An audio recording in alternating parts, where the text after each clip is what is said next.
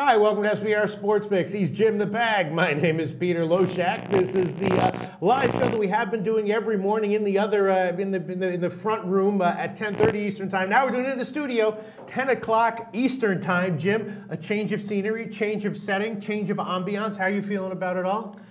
Pretty good? It's great, man. I'm excited about it, man. Great. That's a strong word. Great. Huh? You think so? Yeah. Yeah. Well, I would, normal circumstances, I would be like super happy to be sitting here and kicking off a new show and everything, but these are not normal circumstances in my life. You know why, Jim? I told you before we went live. Yeah, I heard. 7-19 ATS in my picks in these shows in college football on Saturday. I'm not happy about it. I mean, you know, still up 4 units on the year, plus 3% ROI. I knew something was wrong there, Jim. And you know, it might have been that's why those fuck. Remember when I was sick on last weekend? I was sick and I loaded up on all those are the sleep medicines and the fucking cold medicines and the pain medicines. Those are fucked up medicines. They're over the counter, but that doesn't mean they're like, you know, don't affect you in a profound way. Yeah, man. It's I just stick to the marijuana. I mean, do you think that's an okay excuse for me to make that I was on, you know, multiple payment? There is no excuse. There is no excuse. You know, your college football was a tough week, but yes. You are 12th in Beat the Bag, 6th out of, what, 1,800 in Beat the Prick? Yeah. So you have a lot of success still. Yeah, I know. And even the Sharps had a bad week in college last week. They were 5-7. Everyone had a bad week. I don't know if you had a good week in college. But, all right, enough about this. The point is that I'm going to gather it together. Still up in every sport, though. Still way up in every sport, actually. Just off a terrible week. So to anyone who, you know, tailed my college picks last week, man, I knew I was going to have a bad week. How did your week go, Jim, overall? I had a great week and a very profitable weekend. Very nice. Which was nice. So I'm in great shape. Yeah, Seattle covered. We were on that one. We gave that one early. That was a Sharps were supposedly on the Giants. Wrong side there, Sharps. But yeah, Seattle covered. Let's see. After your Seattle win in this show, you're 7-7 in college and NFL. But yeah. It's not been great, but lots of time left. I was happy that the Saints also took care of the Packers. Nice call, it seemed so simple to me, and I hated seeing all the Sharps hammering the Packers. It just seemed like such a simple game to break down. Clearly, Huntley can move around and he can run, and Jones is doing a great job, but he can't pass the ball. So what are they going to do in any 3rd and longs?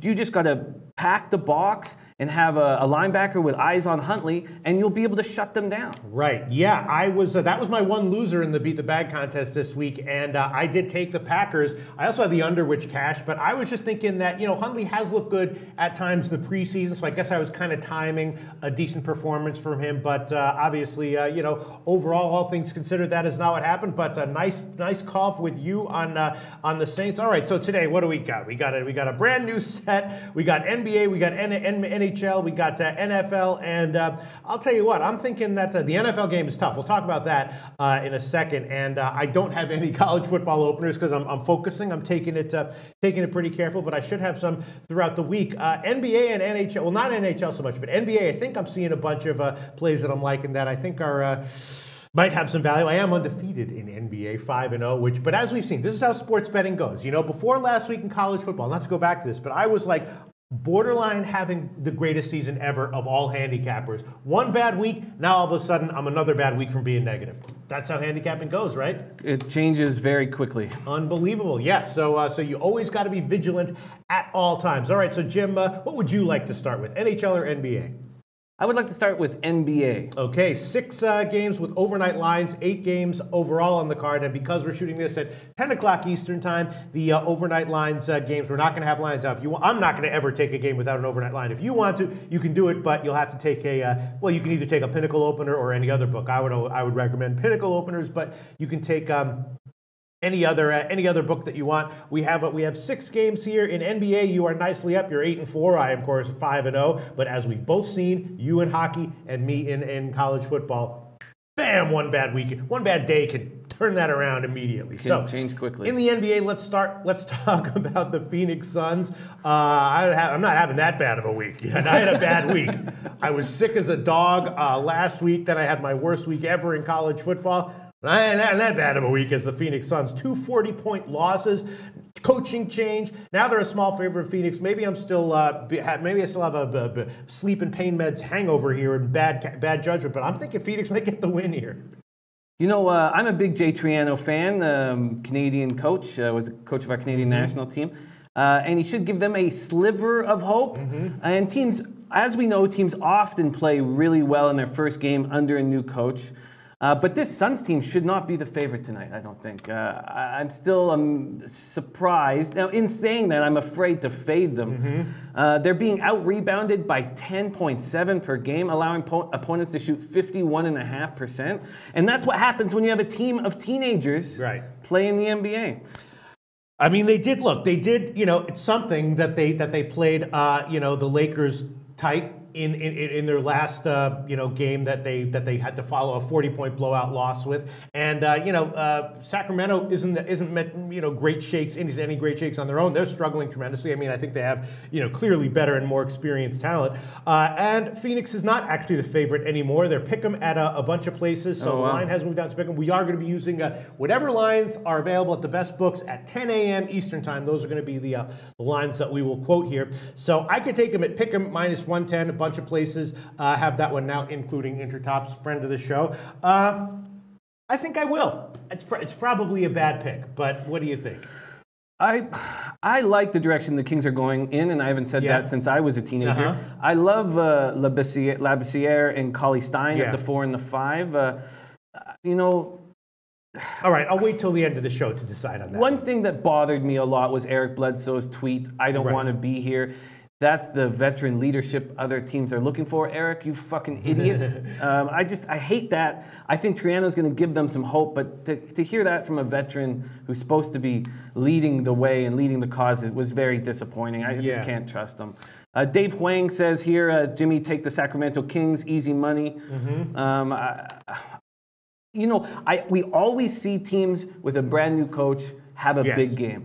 Time and time again. But because I don't trust the Suns whatsoever, I'm just going to leave this one off. But what team that just fired their coach do you trust? I mean, by definition, any team that fires their coach is pretty much a train wreck, right? No, that's absolutely. Mid-season. You're absolutely right. But it gives some fresh air. And I'm surprised they fired Earl after 3 games. It's the general manager's fault. Yeah, I mean, it's a blame someone else. Shit, if I was a general manager and I fucked up, I'd fire someone else. I'd blame them. Absolutely. I don't fucking blame someone else if you can.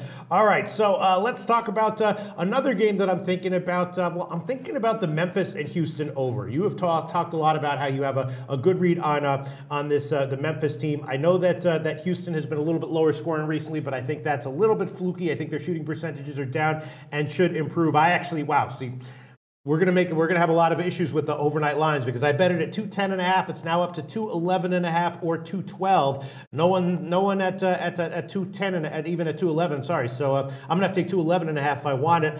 We know that Memphis is playing a faster brand of ball now, and Houston I think should pick it up at least in this game and certainly going forward. Their shooting percentages should normalize both from 3 and 2. What do you think about that one, Jim? I was very upset when I saw the JaMychal Green injury, out for 3 to 4 weeks with an ankle sprain, and it's a really big loss. It means we're going to have to see Chandler Parsons more at the 4, and if you want overs, you want Chandler Parsons playing the 4. He can't defend. Jarrell Martin will see more time at the 4. But Brandon Wright did come in and played 8 minutes beside Gasol. And that was a very interesting look. And it reminded me of last year when they would play Zebo on the floor with Gasol. And if Brandon Wright is going to play a lot of time at the 4, they will become a more defensive team again. So, I like this Grizzlies team. I have them over 37.5 wins. Conley only had 10 points versus the Warriors, and they won easily. Right. He'll turn this into a track meet to try and slow down Harden. This is a tough. I need to see them play without JaMychal Green before I can have a real idea of what the Grizzlies are going to do. But I see where you're going with the over, and it makes sense with JaMychal out. Yeah, that's what I was thinking, and I might throw that one on there. And the first half over as well, which is 106. I'll think about that. Those are both very strong leans right now for me. Then let's talk about the Milwaukee game, right? Milwaukee, a very, very impressive team going up against Charlotte, a very beatable and blowoutable team. I was also leaning over on this one it was 205. Now it's down to 203.5. Maybe I will take a shot with that one. And Milwaukee at minus 6.5. A decent amount of points, but too many points to give? I don't know. And I'm also leaning Milwaukee team total over. What do you think about all those? Any or all of those? I like the Bucks -6.5, and I will be making this an official pick today. My pick also at plus 900 to win the MVP. Giannis Antetokounmpo is averaging 38.3 points a game. Michael Kidd-Gilchrist would usually be defending him. He just got back after a 2-week absence because of the death of his grandmother. That leaves who to defend him? Jeremy Lamb? Malik Monk? Giannis is going to put up 40 plus tonight.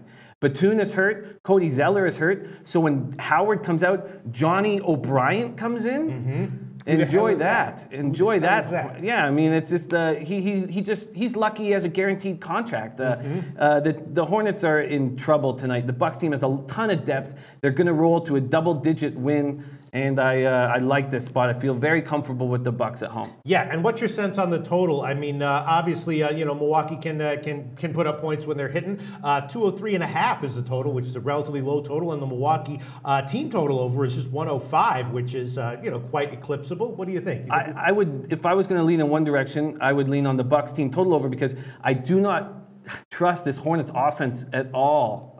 They need Batum back. They need to be able to stretch the floor, and they're not doing that. Howard is so slow and such a bum, and he'll be on another team again next year. Kemba Walker is an excellent point guard, but he also kind of likes to slow the game down. I can't trust the Hornets to put up more than 85 points tonight. Right.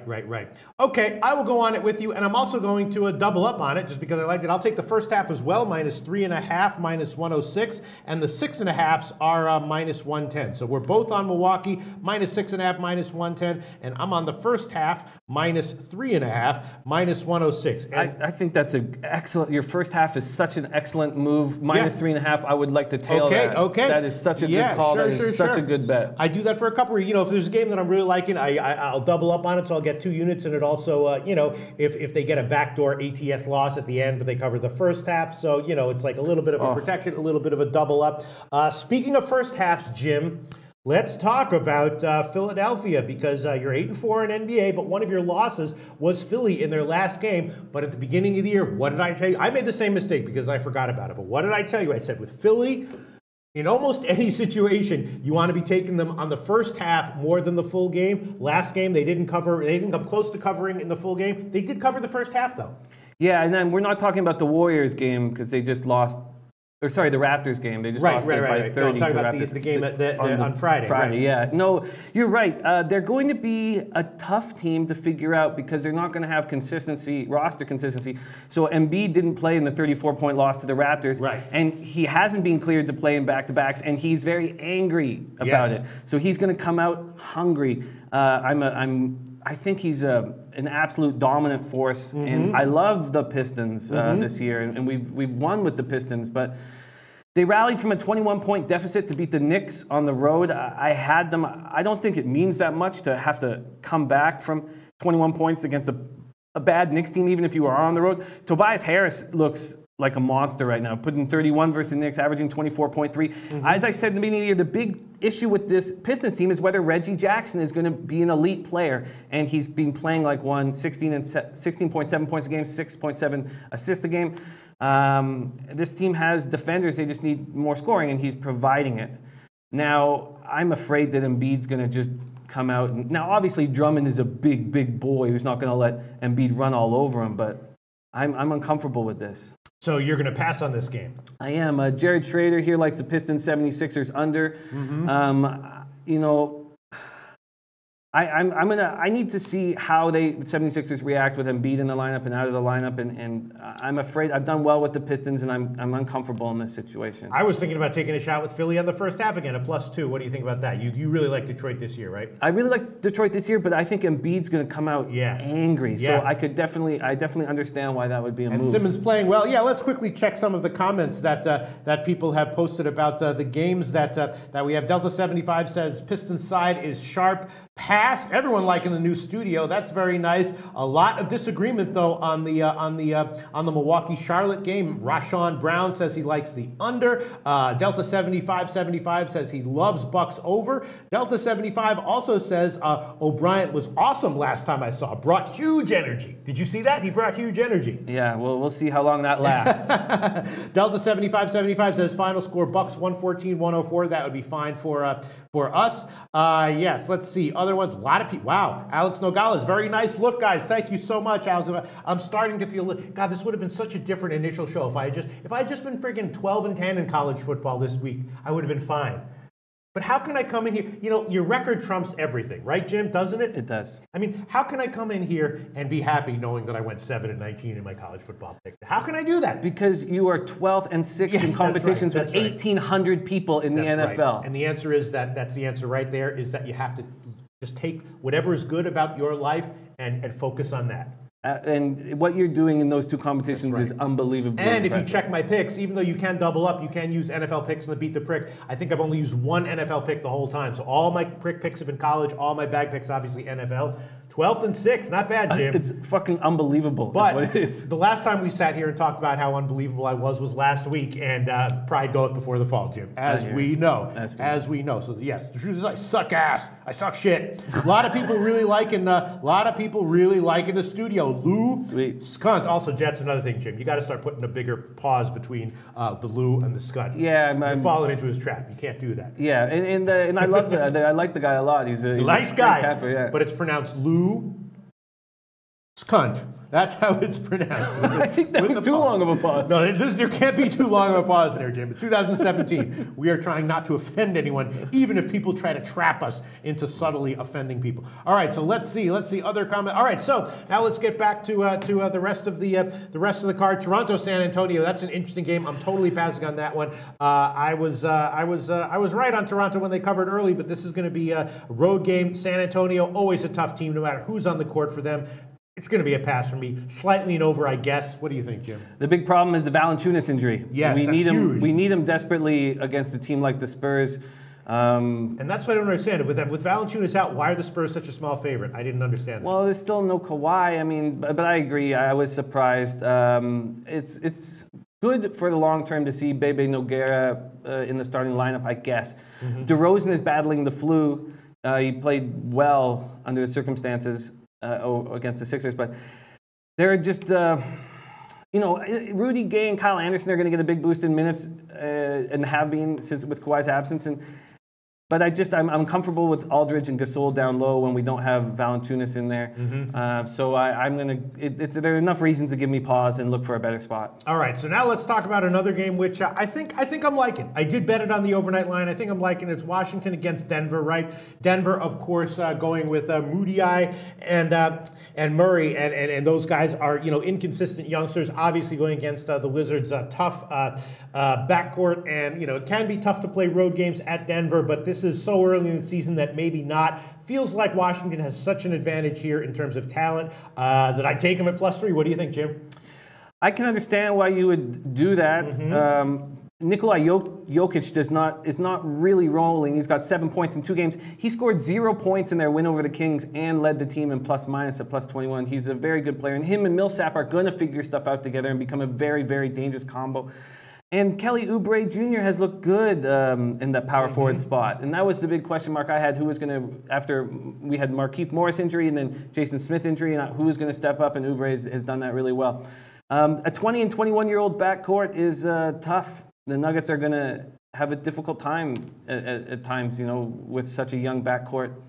I like this Nuggets team, and I like them at home, but the Wizards, Beal and Wall are monsters this early part of the season, and I don't know what. So in general, you're high on Denver. I am high on Denver this year. Okay, all right, and you don't necessarily like the Washington getting 3 here.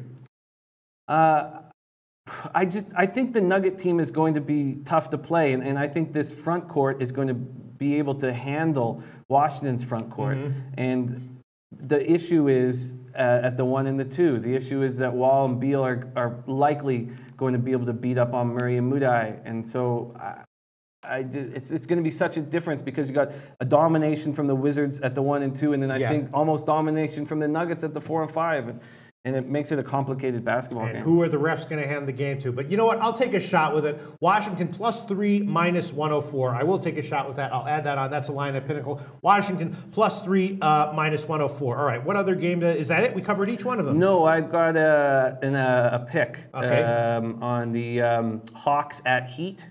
Okay, so we have no opening lines as of yet, but you can take the Pinnacle opener if you want. No, they're up. We have the. Aren't they up? Sorry.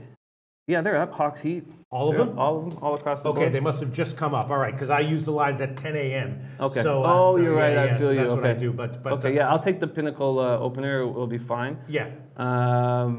So the issue here is that Dennis Schroeder's hurt, and we know he's going to carry this team. We know that's the situation. So he got carried off the court with 3.5 minutes to play, which means Malcolm Delaney.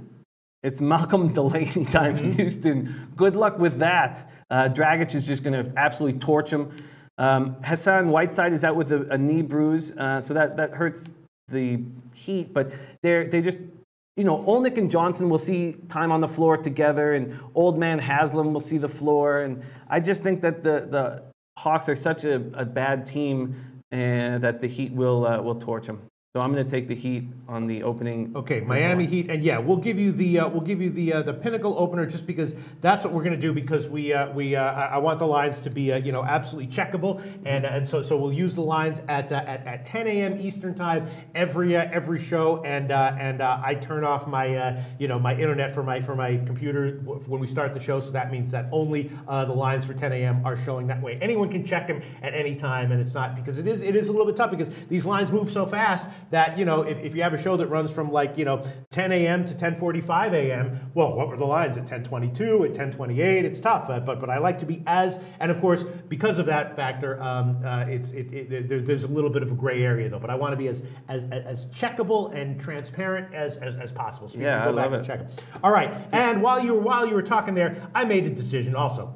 I am going to give the over in the Memphis-Houston game. Not the first half over, just the full game. 211.5 minus 110. I bet it at the overnight. I got 210.5. I will take the over at 211.5 minus 110, despite the very legitimate reservations that you brought up about that one. So far, you are on Milwaukee minus 6.5 and first half minus 3.5. Miami Heat Pinnacle opener, and I'm on Milwaukee minus 6.5, the first half minus 3.5. Washington +3, and the Houston game over 211.5. And the leans I was thinking about were maybe taking a shot with Phoenix, maybe taking a shot with Philly on the first half +2. Of course, Memphis-Houston first half over as well. And thinking about the Charlotte-Milwaukee over as well. Yeah, I feel you. Michael Didier is asking what the Heat line is. Right now it is 11 points. And I'll just take the opening. We also have the Warriors-Mavericks game, which didn't have a line coming in. It now has a line, but I'm not going to make an official pick on that one. Although it looks like Curry's not going to get suspended, but Dirk Nowitzki's averaging 7.3 points per game and shooting 29% from the floor. I think that's got to change for the Mavs, but the Mavs just can't rebound, and I don't know how Carlisle's going to pull a rabbit out of his ass with this roster. Dennis Smith is hurt to start the year, and then they desperately need Seth Curry, who's almost going to be back, but they're in a tough spot. Warriors are going to come in angry after their loss. They could just torch them. They could just blow them up, but without the morning line, I'm going to leave that game alone. Okay, so I guess that just about wraps it up. Yeah, the Washington game, I guess it makes me nervous, but I'll take it anyway. So I got 4 picks going, Jim. You got 3 picks going, and I hope that overall we come out profitable. Shall we move on to NHL with just two games tonight? All right. Now, once again, the NHL record, Jim. You first of all, you do deep research, which is great to listen to, regardless of your record. I don't care if you're 0-15. Your research on all this shit is great, Jim, and especially in hockey. You did go negative in your last show with us. Yeah. So now you're down 1 unit, which is okay. Yeah. Very easy to come back from that. Yeah. Just a weird couple of days yesterday, and on the 19th and the 20th. I am still nicely up 19 and 13, plus 8 units, plus 23%. But as we know, bam! 2 bad days, that'll be negative. No, easy. No, well, not today because there's only 2 games, but today, tomorrow, and Wednesday could easily go negative.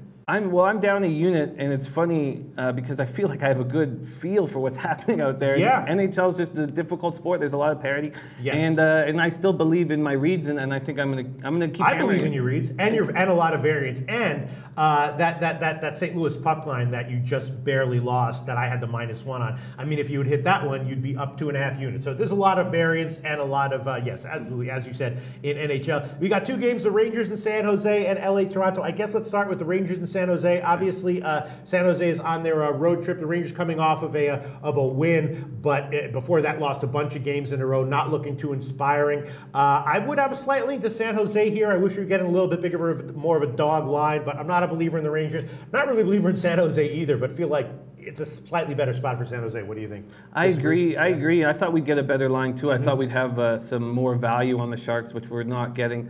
The Rangers took 9 games to win their second game of the season. Their general manager, Jeff Gorton, should be fired. He's put a shit roster together full of small players that are easy to play against. Now the dressing room should improve slightly because Jesper Fast, Chris Kreider, Jimmy Vesey all got their first goals of the season, so there should be some relief in that dressing room. And yeah, the Sharks look old and slow, but I'm sure Brent Burns is going to turn it around. He picked up 2 assists last game, but now it's 4 assists to go along with 0 goals.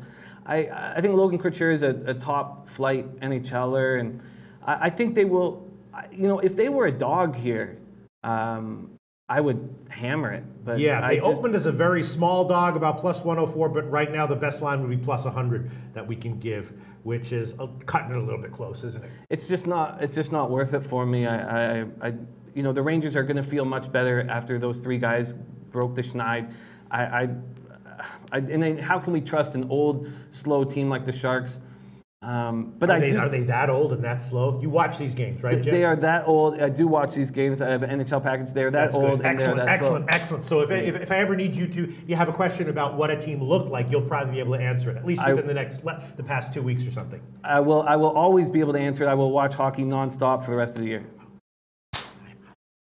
Jim the Bag. Jim the motherfucking Bag. All right, so you're going to pass on that one? I'm going to pass on that one. All right, next game is LA and Toronto. Obviously, LA off to an awesome start. That was kind of unexpected. Toronto off to an awesome start, which was not particularly unexpected. A lot of people called it. And a lot of people, anyone who was betting Toronto overs and on their money lines or puck lines to start the year, congratulations, you were cashing. Had a good read on that one. I was thinking about a shot with the over, even though it's a Monday game and Quick can be good. He is expected to be in goal, I believe. But again, LA has been a very high-scoring team, very big over-trender on the year. You think that's likely to continue or not? It can't continue. I can't see a world where this could possibly continue. Jeff Carter's out 6 to 8 weeks with a cut tendon in his ankle. So now they're going to move up Nick Dowd and Nick Shore. Now, mind you, there's a tiny bit of a bias. I didn't think the Kings were going to be as good as they were this year. I've got them to not make the playoffs, and obviously the Kings have made me look bad. And when they beat Columbus 6-4, I'm very lucky that we didn't have a show on, because I probably would have taken Columbus in that situation. And the Kings looked very, very good. It has to stop. It just has to stop. Now, yeah, Stevens' faster paced tempo is working. Obviously the team is happy to get Daryl Sutter out the door. Now, the Kings beat the Leafs 7-0 at ACC. Then the Leafs just lose 6-3 versus Ottawa. Babcock is going to have them fired up. He will just not allow this team to play so poorly defensively. Now, they clearly need help on the back end. They just signed Roman Polak to a 1-year, $1.1 million contract, and that's not the answer. They're averaging 3.5 goals allowed per game. That is too many. I am going to take a shot at the Leafs -1.5 puck line. I can't imagine how Nick Dowd and Nick Shore are going to hold this team together. Now, obviously, this team is a big, tough veteran hockey club. So they're going to probably be able to withstand the Carter injury. But if I look at their roster, I don't know how they're doing it. I don't get how they're doing it. You just answered at the beginning of the show. A lot of parity, a lot of variance in NHL. So a small run of 7 games, anything can happen with any team. Most teams, not all teams. But the puck line, Toronto, best line be at Pinnacle +211. Not bad. Not bad. It makes some sense to me. In general, I mean, I like fading teams that have been hot, that you have reason to believe have been overachieving on a big, for a big loss. Because when they start losing, they're going to lose big, not necessarily by one or by, the value would be on them losing big, I think. So yeah, that might be a nice play there, Jim. Minus 1.5 plus 211. I was thinking that way as well. I was thinking about Toronto on the puck line. I was liking Toronto here. I didn't bet it on the overnight line just because the line was high, but it's gotten bet down a bit, which is understandable. So now it's down around minus 140 in the upper 130s. I'm thinking about joining you. The Kings, you think, are very vulnerable here. Bad spot. What's your take on Jonathan Quick this year? I think he's stepped up. He's obviously upset that he only played 17 games last year. Right. I was wondering whether Quick and Price would look bad this year, and I thought maybe they both would. It looks like I'm right on one and wrong on the other.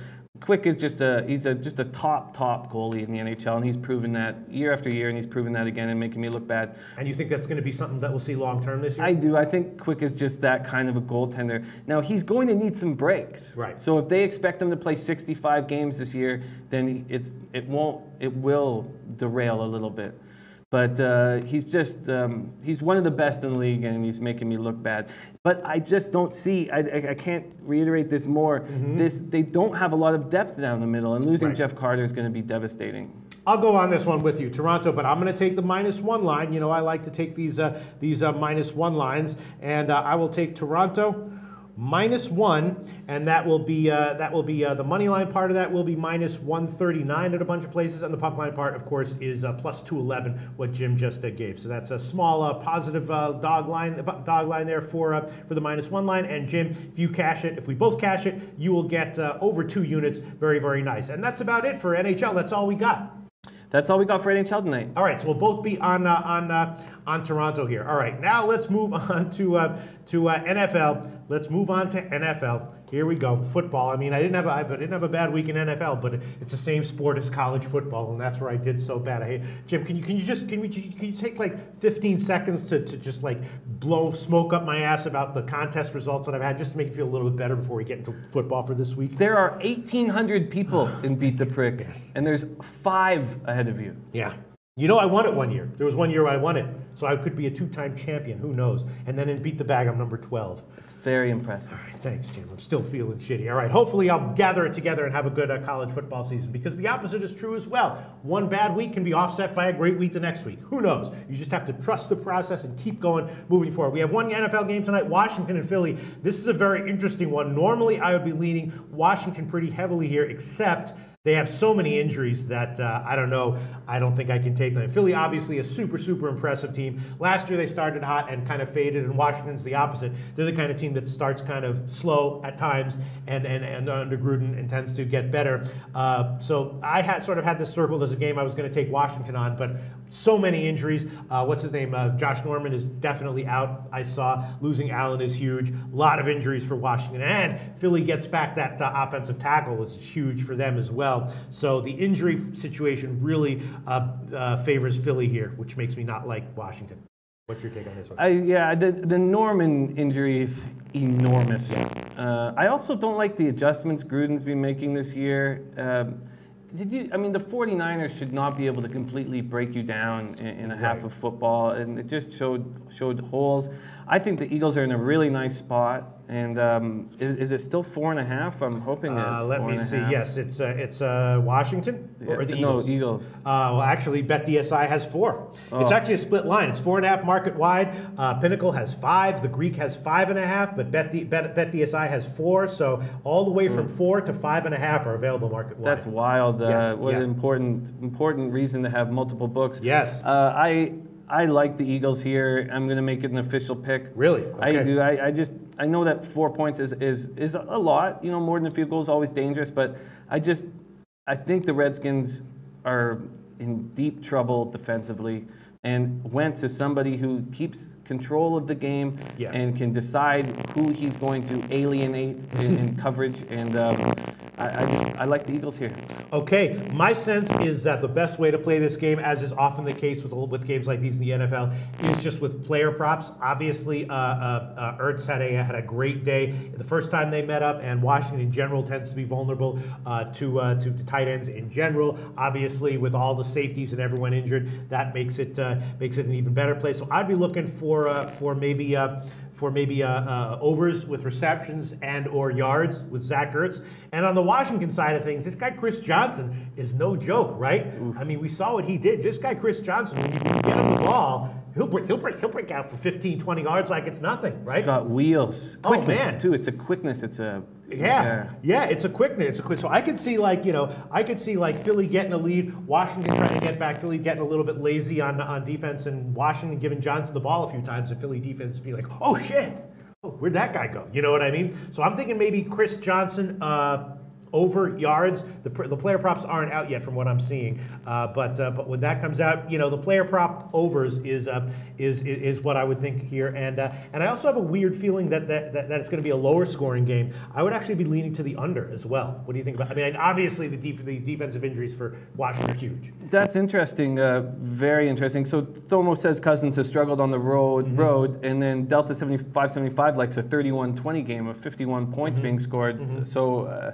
But I think it's interesting to go against the idea that there will be a ton of points scored. Gruden's got to come up with something, and I think what he'll do is he'll add defensive backs to all the packages and try to create a situation where he'll let Blunt beat him. And if they do that, then you're right. It would lean lower scoring. If they continually stay in like a nickel or a defensive back heavy package, then the scoring will be lower. Yeah, the Eagles will just pound the ball, run the ball. So that's a really interesting call that I haven't thought of at this point. Oh shit! I said Chris Johnson. I meant Chris Thompson. Sorry, sorry about that. Thanks for correcting me, guys. We go so fast, and I'm still recovering from the shock of Saturday. So yes, I meant. Oh, mic issues over there. Is he saying that? Did he say that? Jensen Bonzo. Mike. Is anyone else? He's the first guy to say it. So. Okay. All right. Well, anyway, yes, sorry about that. I meant Chris Thompson, not Chris Johnson. All right, but you are going to take Philly -4, -115 at BetDSI. Yeah, I love that line. All right, that sounds good. That sounds very good. And I will, if I had a lean on this one, it will obviously to player props. Chris Thompson, yards over, and maybe Ertz at tight end. And I was thinking about the under as well, but I'm going to hold off for now. But I'm definitely leaning to the under. I'll hold off on an official pick on this one. But Jim is giving an official pick on Philly -4, which does make sense. And thanks for all the comments, guys. I guess I don't have any college football picks that I'm willing to give right now. I'm still going through the opening lines, but as the week goes on, I'll certainly have at least a few when the totals come out, and hopefully I'll have a much better week. Yeah, maybe the problem with the mic was that it was leaning down or something like that. That was probably what the issue was. All right. What the fuck is going on here? We're on live TV. This is fucking. This reminds me of cable access from remember when there was no internet and everything, and all you had was cable access, and people would call in and say "fuck you" to the host, and the host would say back, "Yeah, fuck you." Next caller. That's what this feels like right now. Okay, let's check through some comments here. Let's see. There's a little tiny echo in the new studio that wasn't there in the old studio. Okay. We will work on that. We will fix that. Wow, Mike Eep, guy who tends to know his shit, says best team in the NFC, only 1 point better than the Redskins, LOL. Best team is in quotes. Sketch, Eagles lose straight up. Lose straight up. Listen, if I would definitely have been all over Washington here if they didn't have so many friggin' injuries and Philly getting a little bit healthier. So yeah, that's a little, definitely, Sports Capper Pete's tripping. Am I tripping? No. All right, let's see. One other. Delta 75 saying under first half more likely. Yeah, I kind of like that one. Let's see. Ergo Caustic says Philly all day long. Blah, blah, blah, blah, blah. Mic issues. 49 is a sucky number from Sean Thompson. Buzzing is what people are talking about. Okay, so the mic issues, I guess, were buzzing. Buzzing issues. Oh, yes. Everyone's hearing, there we go. Justin Searcy backing it up as well. This is like, oh wow, everyone's on Utah. Now it's like, wow, everyone is saying that that there were mic issues. Okay, so there were mic issues. Any other comments you want to address that caught your eye before we wrap this show up? No, but thank you guys for hanging with us while we figure out the mic issues and stuff like that. We're excited about the new set, and just thank you for watching and being a part of this. Yep. All right. So we'll be back tomorrow for the Tuesday card. Yep.